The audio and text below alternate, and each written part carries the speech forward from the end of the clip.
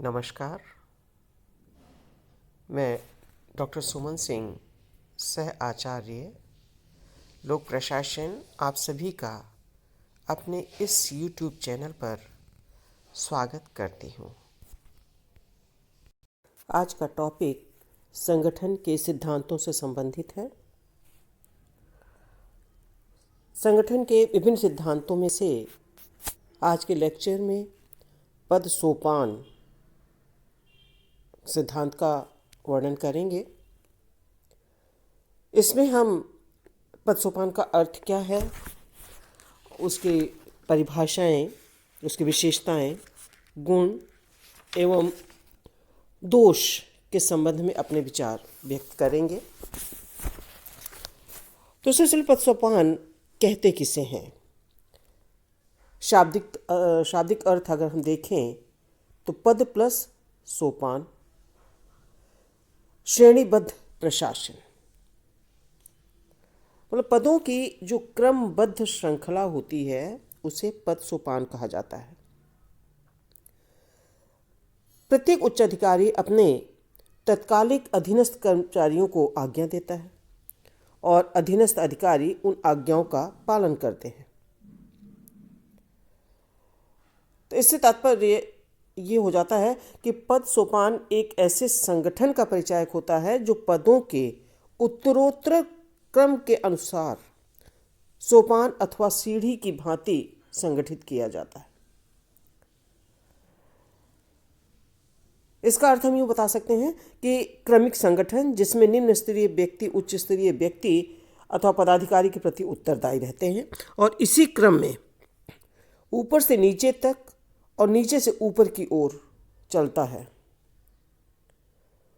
तो इसे ही पद सोपान व्यवस्था कहा जाता है।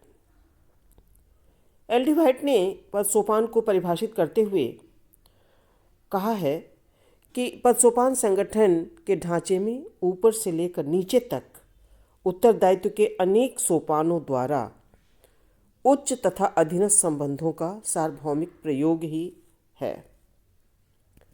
इसी कड़ी में अर्ल लाथम ने भी अपना परिभाषित करते हुए पद सोपान को कहा है कि पद सोपान निम्न तथा उच्च व्यक्तियों का श्रेणीबद्ध रूप में एक व्यवस्थित संगठन है। तो इस तरह से हम ये समझ सकते हैं कि जो क्रमबद्ध श्रृंखला है वो अधिकारियों एवं अधीनस्थों के बीच की एक श्रृंखला है, जिसमें आदेशों का प्रसारण उच्च स्तर से निम्न स्तर की ओर होता है और निम्न स्तर का जो कर्मचारी है वो उच्च अधिकारी के प्रति जवाबदेह होता है। इस तरह से हम इसको ये कह सकते हैं कि ये उचित मार्ग होता है और ये औपचारिक संगठन में इसकी व्यवस्था की जाती है। ये औपचारिक संगठन में निर्मित किया जाता है कि अधिकारी का स्थान क्या होगा, अधीनस्थ का स्थान क्या होगा। अधिकारियों को आदेश देने की स्थिति में रखा जाता है और उनके अधीनस्थ जो होते हैं उन आदेशों की पालना करना उनका कर्तव्य होता है, वो उसकी पालना करने के लिए जवाबदेह होते हैं। अब हम पद सोपान की विशेषताओं के विषय में विचार करेंगे और उसको स्पष्ट करने का प्रयास करेंगे। तो पहली विशेषता तो ये होती है कि पद सोपान का जो संगठन होता है वो पिरामिडाकार होता है, त्रिशंकु के आकार का होता है। इसके उच्च स्तर पर एक विभागाध्यक्ष या उस संगठन का शीर्षस्थ पदाधिकारी होता है। वह सब प्रकार के संगठन की समस्त सत्ता उसमें विराजमान होती है।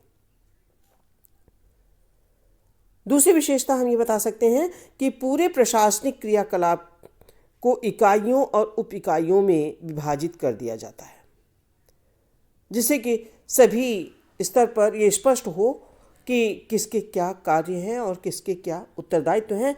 इसलिए प्रशासनिक क्रियाकलाप को विभिन्न इकाइयों और उप इकाइयों में विभाजित भी कर दिया जाता है और उसी के अनुसार कार्य एवं दायित्वों का निर्धारण किया जाता है। तीसरी विशेषता, संगठन में सत्ता, आदेश और नियंत्रण क्रमशः एक एक स्तर में से गुजरते हुए ऊपर से नीचे की ओर जाते हैं। और जब हम सीढ़ी पर चढ़ते या उतरते हैं उस समय हमें इसके प्रत्येक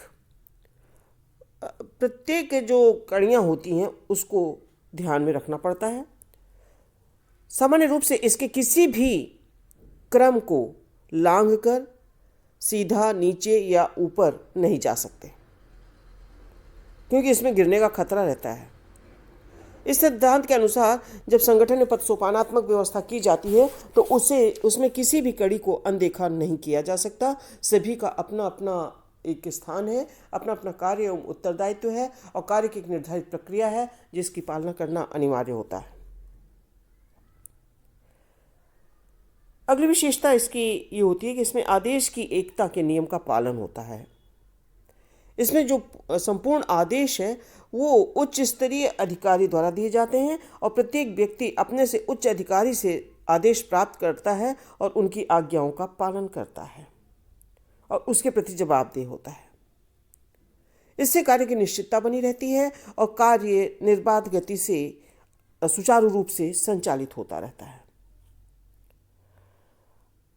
अगली विशेषता ऐसे संगठनों की विभिन्न इकाइयों जो एक दूसरे से अच्छी तरह से संबंधित होती हैं, जुड़ी हुई होती हैं और एकीकृत होती हैं और एक दूसरे के साथ जंजीर की कड़ियों के समान बंधी रहती हैं और इस तरह से बंध करके सभी जो कर्मचारियों और अधिकारियों के कार्य एवं दायित्व हैं वो उचित समय पर उचित प्रक्रिया द्वारा निर्धारित एवं क्रियान्वित होते रहते हैं, जिससे कि संगठन अपने निर्धारित लक्ष्यों को एकीकृत रूप में उन लक्ष्यों को प्राप्त करता रहता है।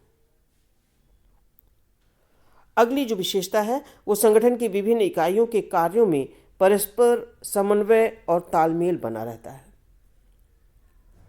सत्ता का अंतिम जो अधिकार है वो सर्वोच्च अधिकारी के पास ही होता है। अतः ये देखा जाता है कि वो विभिन्न इकाइयों में और जो विभिन्न कार्य संगठन द्वारा किए जा रहे हैं उनके मध्य समन्वय की स्थापना भी करता रहता है।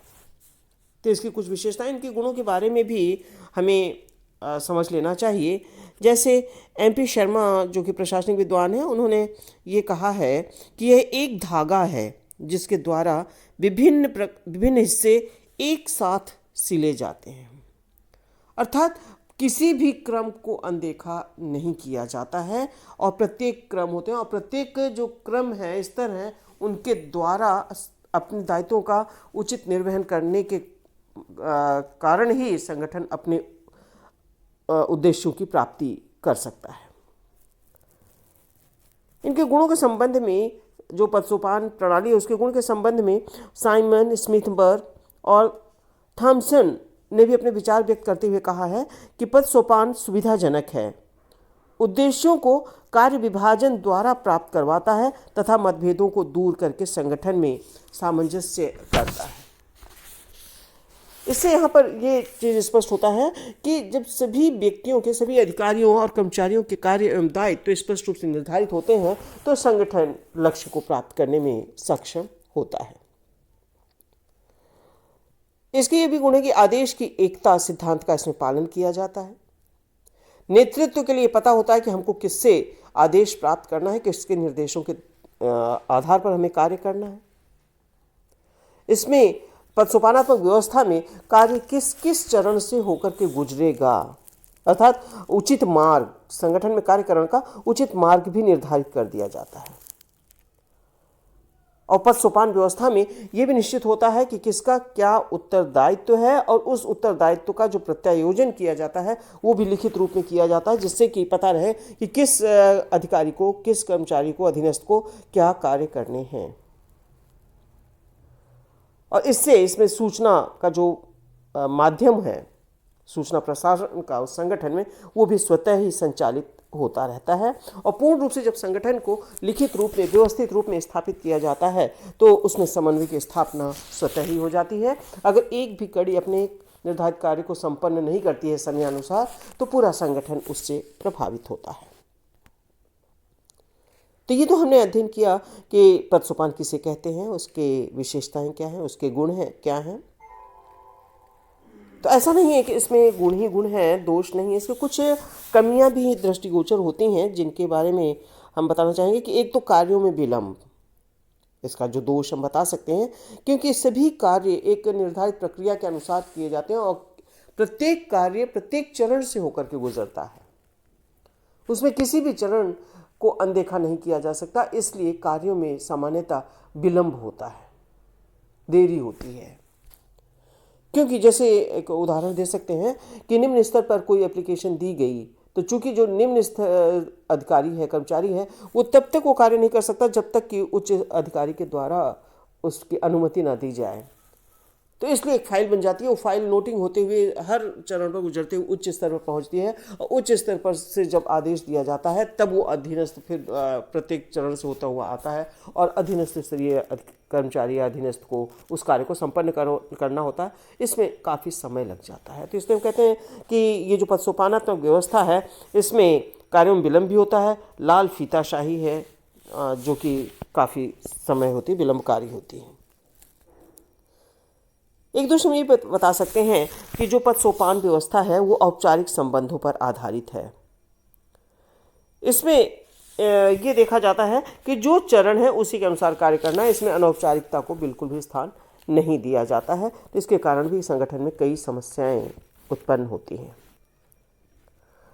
तो इस तरह से जो समस्याएं हैं, तो ऐसा नहीं है कि समस्याओं का समाधान नहीं किया जा सकता। उसके लिए विभिन्न जो विद्वान हैं उन्होंने अपने अपने विचार व्यक्त किए हैं कि किस प्रकार से संगठन में पदसोपानात्मक प्रणाली के दोषों को दूर किया जा सकता है। उर्विक जो कि प्रशासनिक विद्वान हैं, उन्होंने इन दोषों को दूर करने के लिए कहा है कि प्रत्येक संगठन में पदसोपानवत व्यवस्था ठीक उसी प्रकार से आवश्यक है जिस प्रकार से घर में नाली, परंतु इस माध्यम को आमतौर पर संचार के एकमात्र माध्यम के रूप में प्रयोग में लाना उसी प्रकार अनावश्यक है जिस प्रकार से नाली में समय व्यतीत करना। पदसोपान व्यवस्था में इसी कड़ी में इन दोषों को दूर करने के लिए फेयोल ने भी ये कहा है कि एक पुल व्यवस्था का निर्माण किया जाना चाहिए और यह एक समन्वय की व्यवस्था है। इस व्यवस्था द्वारा एक विभाग या उप विभाग का कर्मचारी सीधे सीधे दूसरे उप विभाग या विभाग के कर्मचारी से संपर्क स्थापित कर सकता है और यह पुल जो बनाया जाता है, संबंधों का पुल, ये दो प्रकार में से किसी भी एक प्रकार का हो सकता है, आड़ा हो सकता है, तिरछा हो सकता है। फेयोल की व्यवस्था में जो अधिकारी होते हैं वो ये देखते हैं कि जिससे संबंधित हैं उन्हीं से डायरेक्ट संपर्क करके उनसे आदेशित होकर के या उनसे स्वीकृति लेकर कार्यों को संपन्न किया जा सकता है। तो इस तरह से जो कार्यों में विलंब होता है, लाल फीताशाही और नौकरशाही प्रवृत्ति है, उसे भी पदसोपानात्मक व्यवस्था में कुछ इसका समाधान करके और उन दोषों को दूर किया जा सकता है। तो जो कि विलंब हो कार्यों में, उस विलंबता को दूर किया जा सकता है। तो मुझे उम्मीद है कि आप सभी को ये टॉपिक अच्छी तरह से समझ में आ गया होगा। इन्हीं शब्दों के साथ धन्यवाद।